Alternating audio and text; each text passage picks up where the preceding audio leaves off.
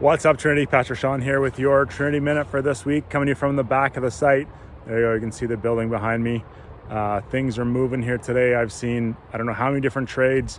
There's drywallers, there's framers, there's sprinkler guys, there's siders, there's mechanical, there's electric. Things are moving along here, which is great. I'm just gonna turn around and sit down on this bench at the back of the property. Came over here a little bit this morning just to kind of sit on the site, have a look at what's going on, do some scripture reading and a little bit of praying back here. There's a great bench.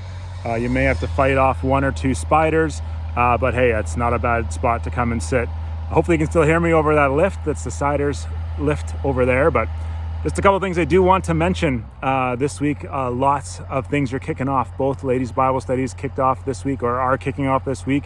I'm recording this Tuesday, so that a little bit of a timestamp there. You may be seeing it in our Thursday email, but this is Tuesday morning that I'm shooting it.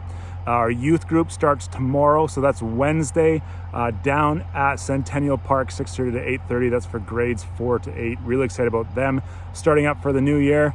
And then we've also got an elders meeting this week, so I would really appreciate your prayers for that as we strive to lead the church well and hear from the Lord in the direction that He is leading us. As we talked about a little bit on Sunday, being word-guided, spirit-filled. That's what we want to do as your leadership team as well. So lots going on this week. The men's Bible study starts in a couple of weeks on the 2nd.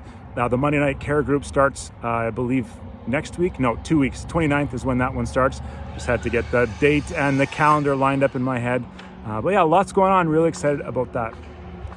This week on Sunday, we're going to carry on in our More Than Conquerors series. And one of the things I came to read back here was the passage we'll be looking at this Sunday. It's Ephesians 6, 10 to 20, especially 10 to 18. There's a couple of comments from Paul in those last couple of verses. But as I was reading and praying through it, the very first verse jumped out. I'm going to look at my notes down here so I don't get it wrong. But Paul writes, hey, finally be strengthened by the Lord and put on His strength.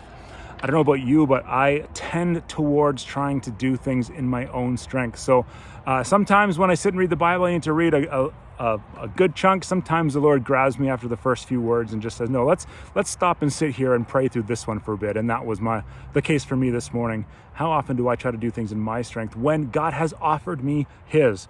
So I'm really excited to walk through the whole text, not just that first verse on Sunday with you. I'll invite you and even encourage you to give it a read before Sunday morning just to prepare our hearts, prepare our minds for what the Lord might want to say to us this Sunday. Again, it's Ephesians 6, 10 to 18, 10 to 20.